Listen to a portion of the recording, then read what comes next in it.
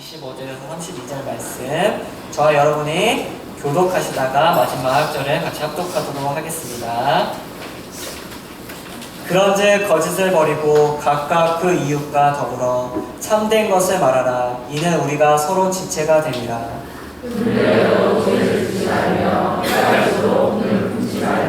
마귀에게 틈을 주지 말라.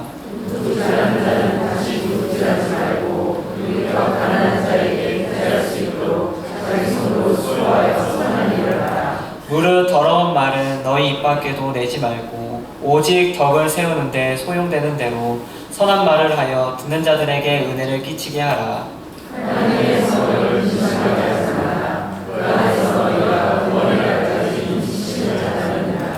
너희는 모든 악독과 노함과 분냄과 떠드는 것과 비방하는 것을 모든 악의와 함께 버리고 서로 친절하게 하여 불쌍히 여기며 서로 용서하기를 하나님이 그리스도 안에서 너희를 용서하신 것 같이.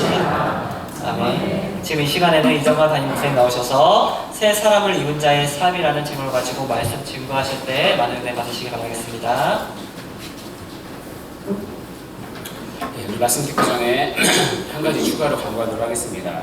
지난주에 가상실험 특세 설교집이 발간이 되었는데요.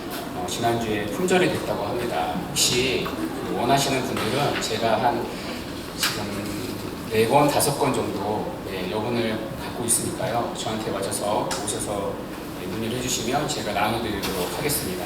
우리 말씀 듣기 전에 앞뒤 좌우로 인사했으면 좋겠습니다. 한 주간 잘 지내셨습니까? 한 번 더 인사했으면 좋겠습니다. 우리는 가족입니다. 계속해서 에베소서 강의 진행하도록 하겠습니다. 옷이 날개라는 말이 있습니다. 사람은 어떤 옷을 입는가에 따라 모습이 달라집니다. 예비군 가는 남자들을 보면 군복만 입으면 달라집니다. 사복을 입을 때는 전부 멀쩡해 보이는 사람도 군복만 입으면 야만인이 됩니다. 소변도 아무 데서나 보고요. 복장도 굉장히 불량합니다. 언행도 거칠어지고 굉장히 껄렁껄렁해집니다. 그러다가 다시 사복만 입으며 멀쩡한 사람으로 돌아옵니다. 옷에 따라 사람이 달라집니다. 그리스도인 역시 마찬가지입니다. 예수를 믿는 성도는 옛사람의 옷을 벗고 새 사람의 옷을 입었습니다. 새 사람의 옷을 입은 자로서 합당한 삶의 모습이 있다는 것입니다. 그것이 오늘 본문의 내용입니다. 구체적으로 바울은 이 4가지를 제시합니다. 먼저 바울이 말하는 새 사람의 옷을 입은 자의 삶 무엇입니까? 거짓을 버리고 진실을 말하는 것입니다. 우리 25절 다 같이 한번 읽어보도록 하겠습니다. 우리 에베소서 4장 25절 시작.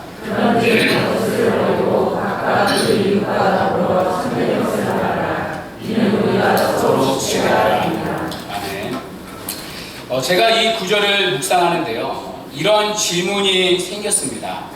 왜 새 사람의 첫 번째 삶의 모습이 거짓말을 버리는 것일까? 사실 거짓말보다 우리가 버려야 할 더 중요한 것들이 있지 않습니까? 교만을 버려라, 미움을 버려라, 시기를 버려라. 그런데 왜 하필 첫 번째 버려야 할 것이 거짓말입니까? 일상생활에서 가장 많이 짓는 죄가 거짓말이기 때문입니다. 그래서 이런 말이 있죠. 이 세상에서 가장 큰 거짓말은 나는 절대로 거짓말하지 않는다는 거짓말이다. 그런데 문제는 이 거짓말이 단순한 도덕적 문제가 아니라 영적인 문제이기 때문입니다. 무엇보다 하나님의 성품과 관련된 근본적인 문제입니다. 우리가 믿는 하나님은 어떤 분이십니까? 거짓이 없으신 분이십니다. 민수기 23장 19절에 보면 하나님은 사람이 아니시니 거짓말을 하지 않으시고 라고 말씀합니다. 하나님은 거짓과 전적으로 무관하신 분이십니다. 그분은 정직하시고 진실하신 진리의 하나님이십니다. 그래서 거짓말을 버리라는 말은 다른 말로 무엇입니까? 하나님을 닮아가라는 것입니다. 그러니까 단순한 도덕적인 명령이 아니라 영적인 성숙, 성화의 요구입니다. 반대로 거짓말을 하는 것은 누구를 닮는 것입니까? 마귀를 닮아가는 것입니다. 왜냐하면 마귀는 거짓의 아비이기 때문입니다. 요한복음 8장 44절에 이렇게 말씀합니다. 이는 저가 거짓말쟁이요 거짓의 아비가 되었습니다. 마귀의 정체성 한마디로 무엇이죠? 거짓의 아비입니다. 그러니까 거짓의 기원은 사탄으로부터 시작된다는 것입니다. 물론 모든 거짓말이 다 마귀의 짓이다, 이건 아닙니다. 이 기독교 윤리학의 관점에서 보면 성경적으로 인정되는 거짓말이 있습니다. 예를 들어 예의상 하는 거짓말입니다. 이 사회생활할 때 예의상 하는 거짓말들이 있습니다. 예를 들어 식사 초대를 받았습니다. 음식을 먹었는데 맛이 하나도 없는 것입니다. 그런데 입맛에 맞냐고 물어보는데 정직해야 돼 라고 하나도 안 맞습니다. 정말 맛없네요. 여러분 이렇게 말할 수는 없지 않습니까? 예의상 무조건 맛있다고 해야 하는 게 맞는 거죠. 그러니까 예의상 상대방을 더 유익하게 해주기 위해서 하는 거짓말은 괜찮습니다. 제가 처음에 처갓댁에 가서 밥을 먹는데요. 귀한 사이 왔다고 홍어회를 준비하셨더라고요. 저는 제 부모님이 전라도 분이시지만 그 전까지 홍어회를 먹은 적이 없습니다. 사실 냄새가 좀 그렇지 않습니까? 그런데 제가 그날 맛있게 먹었습니다. 안 먹으면 서운해 하실까봐 초장 맛으로 초장을 가득 찍어서 열심히 먹었습니다. 그랬더니 그 다음부터 지방에서 홍어회만 올라오면 저를 부르십니다. 아내가 아무리 우리 남편 홍어회 안 좋아한다고 말해도 이제는 믿지를 않으십니다. 제가 양치기 소년이 돼서요. 뭘 안 좋아하냐고 잘만 먹기만 한다고 네가 모르는 거라고. 지금도 홍어회 잘 먹고 있습니다.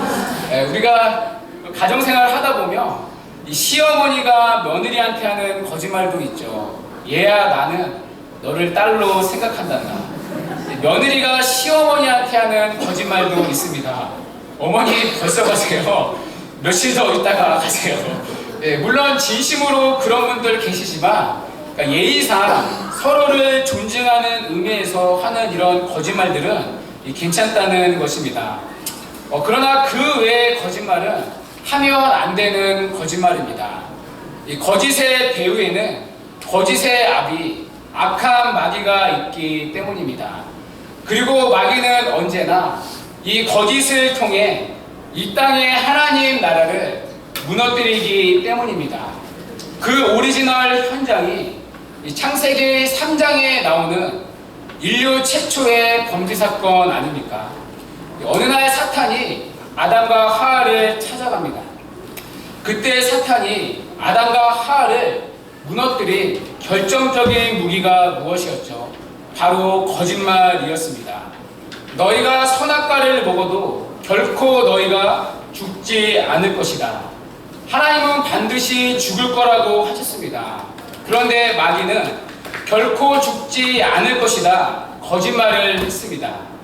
이 마귀의 거짓말에 속아서 하나님과의 관계가 단절되고 모든 인류가 마귀의 권세 아래 놓이게 되었습니다. 거짓의 아비인 마귀의 권세 아래 있는 이 땅 역시 거짓의 세상이 되었습니다. 거짓된 소망, 거짓된 진리, 거짓된 위로, 거짓의 세상이 되었습니다. 그리고 타락한 인간이 하나님께 첫 번째 한 말 역시 거짓말이었습니다. 하나님이 아담에게 찾아오시죠. 아담아 내가 어디 있느냐. 이때 아담이 거짓말을 했습니다. 제가 벗었으므로 두려워하여 숨었나이다. 그런데 벗었기 때문에 두려운 것이 아니었죠. 그 전에도 걷고 있었기 때문입니다. 아담은 불순종했기 때문에 두려워한 것입니다. 아담 이후로 타락한 모든 인간은 이렇게 거짓의 일상생활 속에 살아가는 것입니다. 오늘도 마귀는 언제나 거짓을 통해 하나님의 나라를 무너뜨립니다. 하나님이 만드신 가정과 사회, 교회를 무너뜨리고 있습니다. 이 도산 안창호 선생은 이렇게 말했습니다. 우리 국민이 가장 시급히 해결해야 할 과제는 경제의 부흥이 아니라 신용의 회복이다. 여러분, 그 당시 우리나라가 얼마나 가난했습니까? 그런데도 불구하고 안창호 선생님은 우리나라의 문제가 가난이 아니라 신용의 부족이라고 했습니다. 그러니까 부정직의 문제야말로, 이 거짓의 문제야말로 우리나라의 심각한 문제라고 보았습니다. 그래서 안창호 선생님은 이렇게 권면했습니다. 꿈에 서라도 거짓말하지 말자. 그런데 여러분, 오늘날을 보십시오. 정확히 이 거짓의 문제가 한국 사회의 경패를 일으키는 주범 아닙니까? 아시다시피 방산비리 얼마나 심각합니까? 몇 년 전에 1,500억 원을 넘게 들여서 만든 통영함이 제대로 운영되지 못하고 있습니다. 바다에 띄워놓았는데 제대로 작동하지 못합니다. 중요한 부품들이 가짜였기 때문입니다. 이것도 열어보니까 가짜, 저기도 열어보니까 가짜. 여러분, 이게 무슨 애들 장난감도 아니고 어떻게 이런 코미디 같은 일들이 일어납니까? 지금도 생각하면 가슴이 미어지는 세월호 사건 어떻습니까? 그 모든 것이 거짓에서 시작된 것 아닙니까? 출항전에 쓴 안전보고서가 전부 다 거짓이었습니다. 실제 적재량이나 탑승 객수가 다 거짓으로 보고되었습니다. 나중에 조사해 보니까 이 사고의 원인이 된 화물은 3.2배나 많은 2,142톤이나 되었습니다. 어떻게 보면 이 사회의 고질적인 병폐인 거짓의 실체, 그 거짓의 결과물이 세월호 사건 아닙니까? 거짓된 어른들과 거짓된 사회로 인해 수많은 아이들의 생명이 바다에 침몰된 것입니다. 지금도 얼마나 많은 가짜뉴스, 거짓 뉴스가 사람을 죽이고 이 사회를 분열시키고 있습니까? 마귀는 거짓을 통해 이 땅에 하나님의 나라, 하나님의 공의와 정의를 무너뜨리는 것입니다. 그런데요, 왜 이 거짓의 악수나 거짓의 고리를 끊지를 못합니까? 거짓말을 하지 않으면 그만큼 많은 대가를 지불해야 하기 때문입니다. 몇 년 전에 교과부에서 선생님들을 대상으로 조사를 했습니다. 우리나라 청소년의 가장 큰 문제점이 무엇입니까? 1위가 학생들이 정직하지 못하다는 것이었습니다. 반대로 애들한테 이제 설문조사를 했는데요. 그랬더니 아이들이 나름대로 이유가 있었습니다. 79%가, 그러니까 80%가 정직하면 손해를 본다는 생각을 가지고 있었던 것입니다. 여러분, 이것이 정상적인 사회의 모습입니까? 이것이 하나님이 만드신 그 기본적인 사회의 질서입니까? 온통 사회가 거짓으로 물들어 있다는 그 반증 아닙니까? 사업을 해도요, 거짓말을 하지 않으면 안 되는 구조가 되었습니다. 거짓말을 하지 않으면 보험금 하나 제대로 탈 수 없는 손해보는 구조가 되었습니다. 중요한 것은 우리나라에 예수를 믿는 성도들이 20%나 된다는 것입니다. 만약에 우리 성도들이 거짓을 버리고 진실하게 살았다면 여러분, 이 사회가, 우리 아이들이 그렇게 생각하고 이 사회가 이렇게까지 갔겠습니까? 예수를 믿는 성도들 역시 별 차이가 없다는 것입니다. 아무렇지 않게 거짓을 말하고 당장의 눈앞의 이익을 위해 거짓에 눈 감고 살아가는 것입니다. 그러나 여러분, 이 땅의 성도는 당연히 그렇게 사는 자가 아닙니다. 세상 사람들 그렇게 살아도 사회의 구조가 그렇다는 이유로 또 한 명의 공범으로 사는 자가 아닙니다. 옛사람을 버리고 새 사람을 입은 성도는 유혹의 욕심이 아니라 하나님을 따라 거룩하신 하나님 앞에 살아가는 자들이기 때문입니다. 거짓에 물든 이 땅 가운데 다시금 진리의 말씀을 붙들고 하나님의 공의를 물같이 흘려보내야 하는 자들입니다. 그래서 거짓말 하지 말라는 이 명령은 단순히 세상의 윤리, 도덕적 명령이 아닙니다. 거짓으로 무너진 이 땅의 하나님의 나라를 진리와 진실로 다시 회복시키라는 준엄한 명령이 담겨있는 것입니다. 그래서 하나님은 이 땅의 성도만큼은, 이 땅의 교회만큼은 거짓이 아니라 진실되기를 원하십니다. 여러분, 오늘날 교회를 보십시오.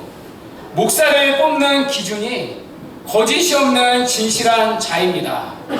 사실 저도 목사이지만 이것은 목사가 아니라 일반적인 성도의 기본적인 자질입니다. 그런데 어느 순간 진실과 정직이 목사를 뽑는 중요한 기준이 되었습니다. 그만큼 교회 또한 거짓으로 물들었다는 반증 아닙니까? 제가 신대원 다닐 때요, 동기 한 분이 계셨습니다. 교수님들한테 평판이 좋았던 분이십니다. 공부도 참 열심히 하시고 기도의 자리에 항상 계셨던 분이십니다. 이분이 찬양 인도를 하며 정말 뜨겁게 인도했습니다. 설교 연습 시간에는 하나님이 살아계십니다 하면서 우시기까지 했습니다. 그런 그분이 신대원 졸업 한 달을 남겨놓고 학교에서 쫓겨났습니다. 그분이 했던 거짓말이 들켰기 때문입니다. 이분이 학벌을 위조했더라고요.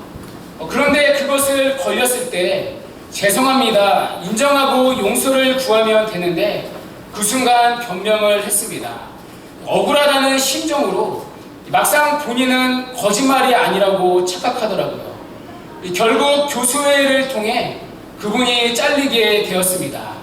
사역을 아무리 잘해도 거짓말을 쉽게 하는 자는, 진실하지 못한 자는 목사가 되어서는 안 된다는 판단이 있었기 때문입니다.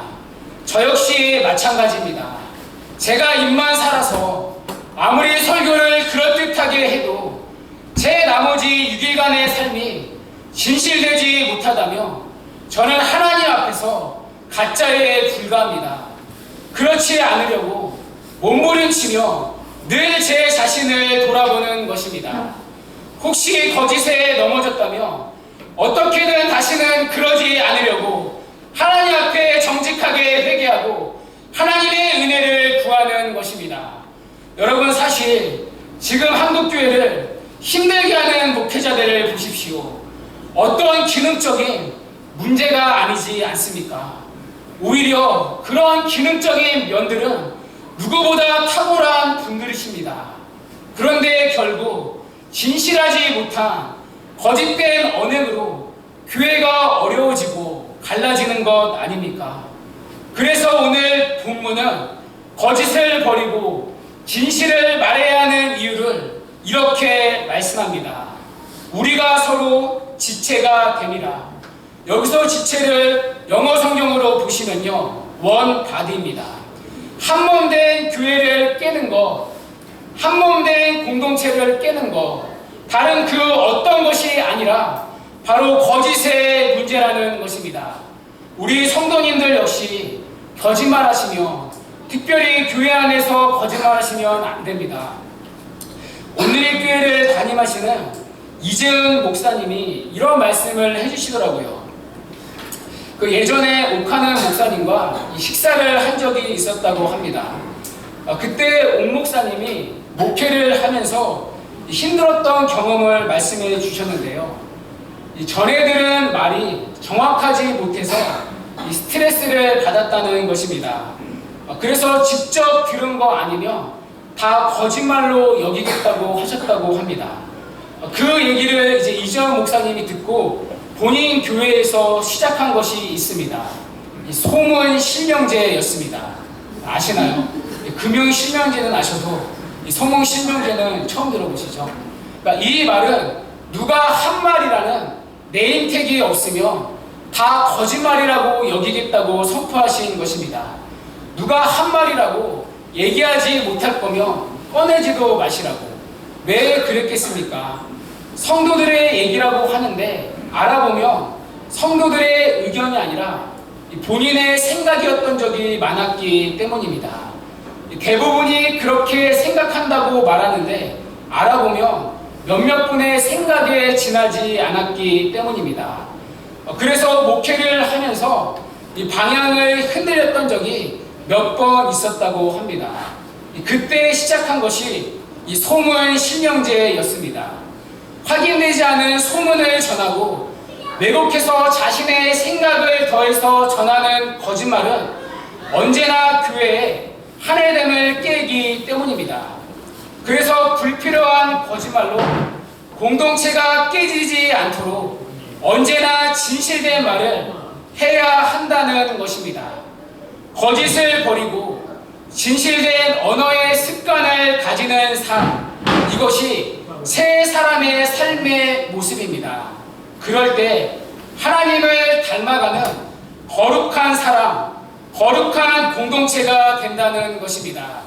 그리고 하나님을 닮은 각자의 모습과 교회의 모습을 통해 거짓으로 무너진 하나님의 나라가 진리와 진실로 다시 회복될 수 있다는 것입니다. 두 번째, 새 사람의 옷을 입은 우리가 버려야 할 것이 무엇입니까? 분노입니다. 우리 26절 다 같이 한번 읽도록 하겠습니다. 26절 시작.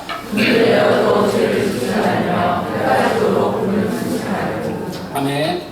여기 보시면요, 이 분을 내어도 죄를 짓지 말며라고 말씀합니다. 무엇을 할 수 있습니까? 그러니까 분노 자체는 죄가 아니라는 것입니다. 예수 믿는 사람도 죄에 대한 거룩한 분노를 낼 수 있습니다. 그런데 그 분노 때문에 죄를 짓지는 말라는 것입니다.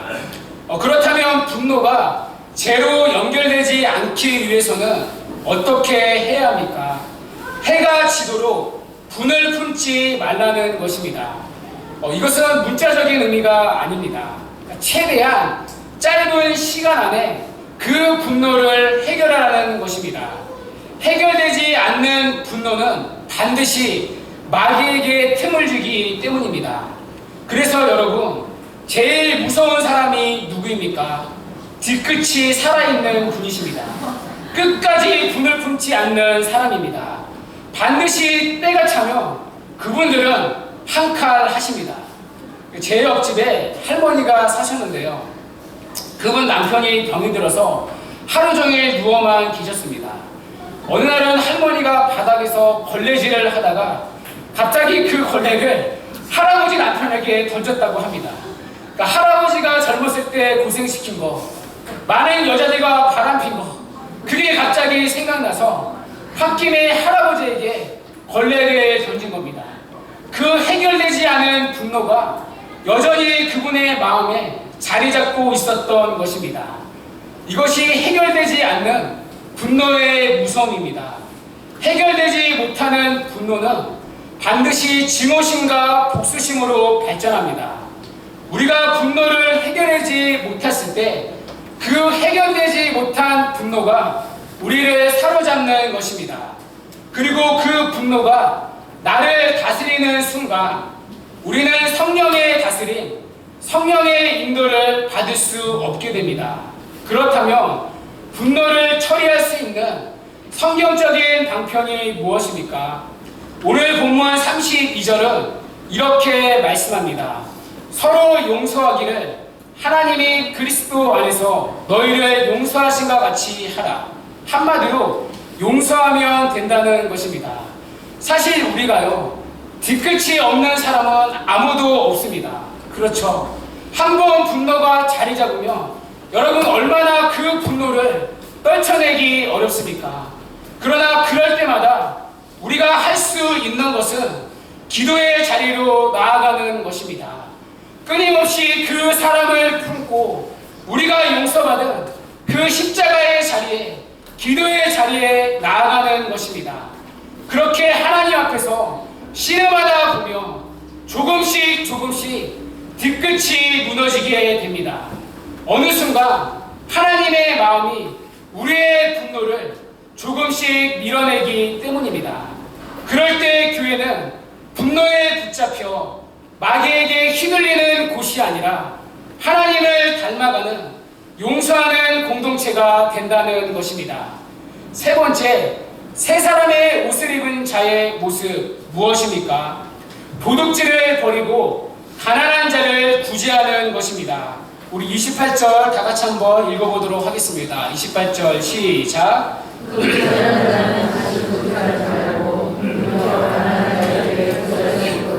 자기 손으로 수고하여 선한 일을 하라. 아멘.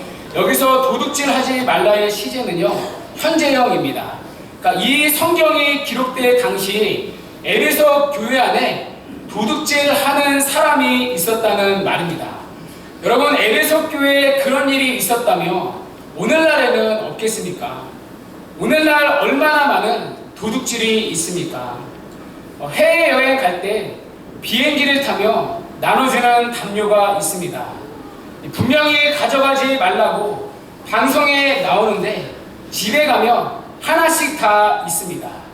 심지어 어떤 분은 기도원에 갖고 와서 덮고 주무시더라고요. 남자들 제대할 때 깔깔이 하나씩 다 갖고 나옵니다.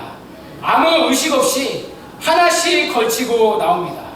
사실 엄밀한 의미에서 여러분 이거 다 도둑질 아닙니까? 그런데 단순히 다른 사람의 것을 훔치지 않았다고 해서 도둑질을 안 한 것이 아닙니다. 오늘 본문에 보면 도둑질에 적극적인 요소가 있습니다. 무엇이죠? 가난한 자에게 구제하지 않는 것. 이건 역시 도둑질 일입니다. 왜입니까? 우리가 가진 모든 것이 하나님의 소유이기 때문입니다. 이것을 우리는 청직이라고 말합니다. 말 그대로 하나님의 소유를 관리하는 자입니다. 그래서 우리는 내 마음대로 내가 가진 물질을 사용하는 자가 아니라 하나님의 뜻대로 주어진 소유를 관리하는 자입니다. 마치 은행 직원과 같습니다. 여러분, 은행 직원이 됐다고 은행의 돈을 마음대로 쓸 수는 없습니다. 자기의 것이 아니기 때문입니다. 맡겨진 것이죠. 마찬가지로 우리 역시 하나님 나라 은행의 은행원들입니다. 우리가 가진 모든 소유가 우리의 것이 아니라 하나님이 우리에게 맡겨놓으신 것 뿐입니다. 그래서 내가 벌었다고, 내가 가졌다고 내 마음대로 쓰는 것이 아니라 하나님의 뜻대로 사용해야 합니다. 그렇다면 하나님의 뜻이 무엇입니까? 하나님이 주신 것을 가지고 가난한 사람을 도와주는 것입니다. 반대로 가난한 사람을 도와주지 않고 나를 위해서만 쓰면 그것이 무엇입니까? 그것이 바로 하나님의 것을 도둑질하는 것입니다. 여러분, 오늘날 사회를 보십시오. 겉에서 보면 이념으로 인해 사회가 분열된 것 같습니다. 물론 그런 사안도 있죠. 그러나 대부분의 사안들을 조금만 깊이 들여다보면 무엇이 옳으냐 그르냐의 싸움이 아닙니다. 진영의 싸움도 아닙니다. 하나같이 집단 이기주의의 논리일 뿐입니다. 자기한테 유리하면 찬성하고 자기한테 불리하면 반대합니다. 대부분 자기의 욕심에 따라 결정합니다. 상대방의 아픔과 희생에 상관없이 오직 자기들의 유익만 있습니다. 그러나 여러분, 절대 성경은 우리를 그러한 삶으로 인도하지 않습니다. 오히려 성경은 우리를 희생하는 살아가면서 다른 사람을 섬기라고 가르칩니다. 예수께서 가난해지심으로 우리를 부욕해 하신 것처럼 우리의 가난해짐으로 다른 사람을 부욕해 하라고 하십니다. 우리에게 주신 물질을 가지고 더 이상 자신이 아니라 다른 사람을 섬기고 다른 사람을 살리는 축복의 통로가 되라고 하십니다. 그래서 새 사람을 입은 성도가 이 땅에서 수고하는 목적이 무엇입니까? 단순히 우리가 성공하고 자녀들이 잘 먹고 잘 살기 위한 목적이 아니라 내 옆에 있는 가난한 자들을 구제하기 위해서 우리는 이 땅의 노동의 수고를 하는 것입니다. 여러분, 이것이 기독교의 바른 노동관입니다. 제가 어렸을 때 길거리에서 국어라는 사람이 있으면 저희 부모님도 그랬지만요, 어른들이 이렇게 가르쳤습니다. 너도 커서 저런 사람 되고 싶어?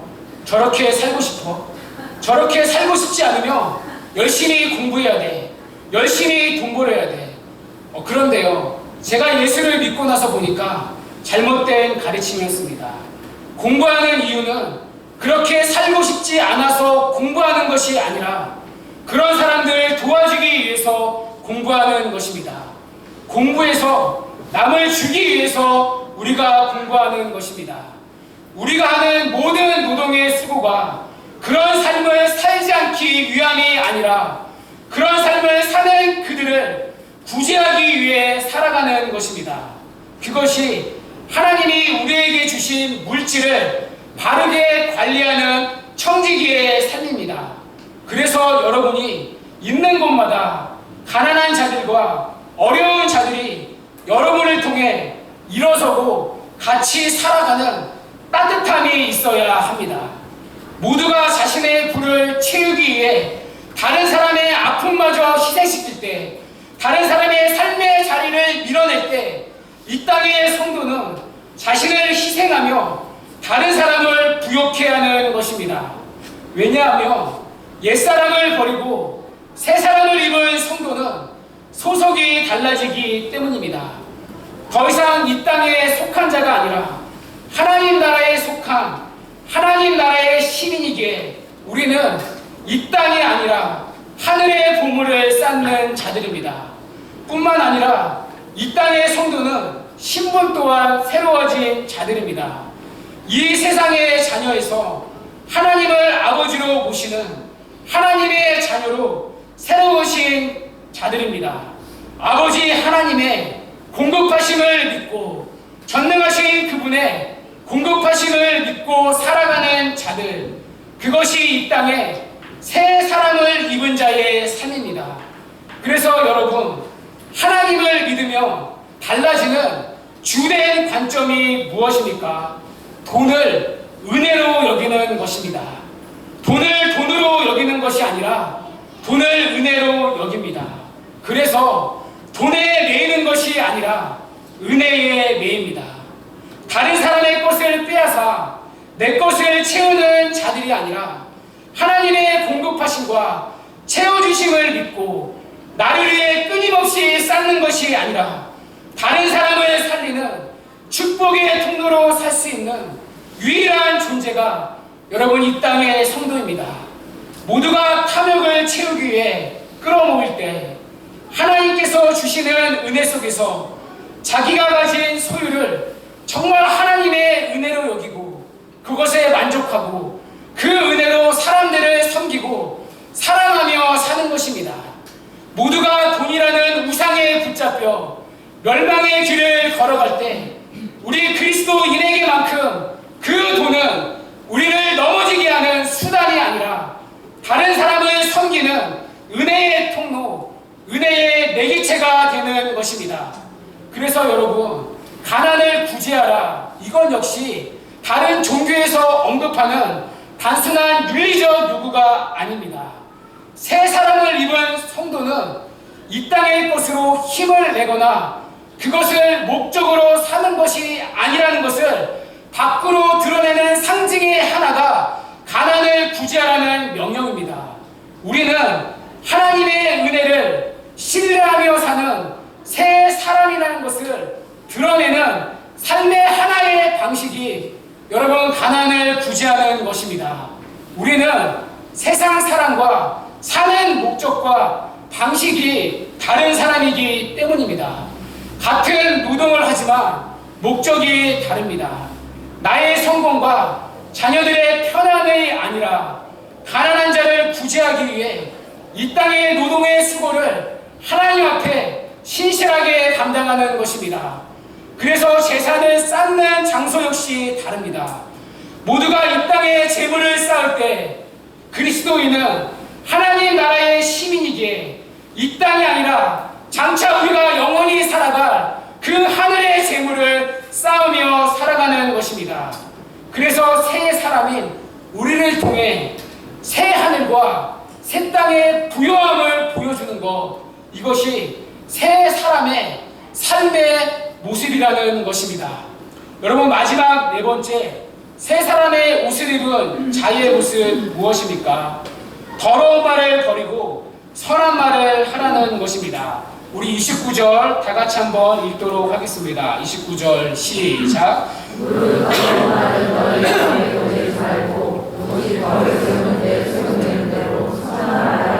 듣는 자들에게 지혜라. 아멘.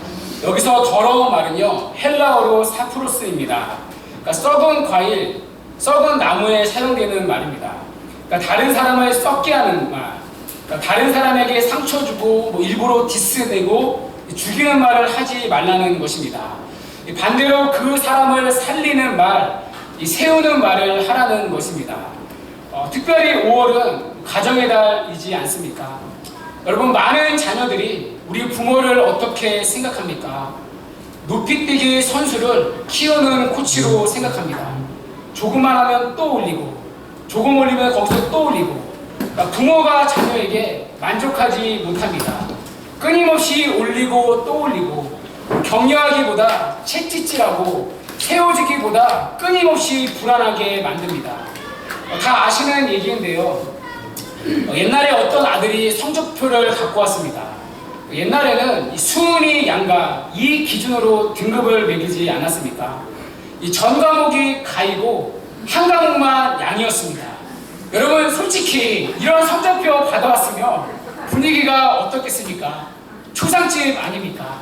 그런데 아버지가 아들을 불러서 이렇게 얘기했다는 것 아닙니까? 아들아, 너무 한 과목에만 집중하지 말고. 여러분, 저는 이 말이 잊어지지가 않습니다. 그분이 가지신 여유, 넉넉함, 부여함, 여러분 얼마나 멋있습니까? 저는 다은이가 이렇게 한번 받았으면 좋겠어요. 저도 한번 해보게요. 네. 이렇게.